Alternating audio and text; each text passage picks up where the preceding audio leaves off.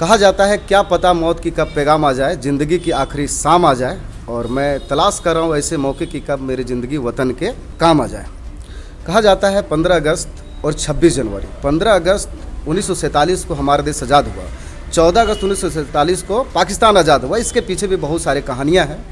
कहा जाता है कि हम लोग राजतंत्र से लोकतंत्र की ओर बढ़े, जनप्रतिनिधि लोकतंत्र में। और कहा जाता है कि ये आज़ादी हमारा, देखा जाए कि हमारे भारत के संविधान को बनाने में 2 वर्ष 11 महीने 18 दिन लगा था, है ना। 9 दिसंबर 1946 को पहली बैठक, 11 दिसंबर 1946 को दूसरी बैठक, उसके बाद उद्देश्य प्रस्ताव होता है। 22 जनवरी 1947 को 48 को उद्देश्य प्रस्ताव पारित हो जाता है, संविधान लिखना शुरू होता है। 2 वर्ष 11 महीने 18 दिन में संविधान को लिख दिया जाता है। और जब ये देश आज़ादी, मतलब ब्रिटिश लोगों से हम लोग को आज़ादी मिला, 200 सालों तक, लगभग 190 सालों तक जो है वो हमें भारत में जकड़ के रखा था, गुलामी के जंजीरों में बांधा था। यहाँ पर बहुत सारे क्रांतिकारी, आंदोलनकारी, भगत सिंह, राजगुरु, सुखदेव, इनकलाब जिंदाबाद, वंदे मातरम, तुम मुझे खून दो मैं तुम्हें आज़ादी दूंगा, सुभाष चंद्र बोस, बहुत सारे ऐसे आंदोलनकारी हैं जिन्होंने खून पसीना बहा करके हमारे देश को आज़ाद किया।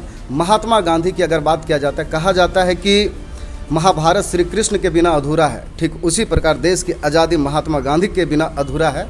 और उन्होंने भरसक प्रयास किया, और हम लोग आज जो है बोलने का अधिकार, सम्मेलन करने का अधिकार, शोषण के विरुद्ध अधिकार, धार्मिक स्वतंत्रता का अधिकार, ये जितने हम लोग अधिकार पाए हैं, आज किसी के सामने, जैसे मीडिया वाले हैं तो मीडिया वाले जो है किसी से कुछ भी प्रश्न पूछ सकते हैं। ये अधिकार जो है हमें आज़ादी में ही मिला था। कहा जाता है कि मैं इस मिट्टी के लिए मर मिटूंगा, इस मिट्टी के लिए जदोजहद प्रयास करूंगा, और भारत माँ की अखंड भारत की ओर हम लोग आगे बढ़ेंगे।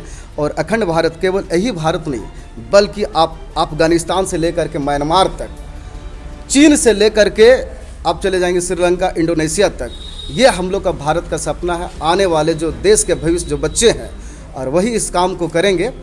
और ये 15 अगस्त 26 जनवरी मनाने के पीछे यही रीज़न है कि ताकि हम लोग देशभक्ति, देश प्रेम को ना भूल जाए।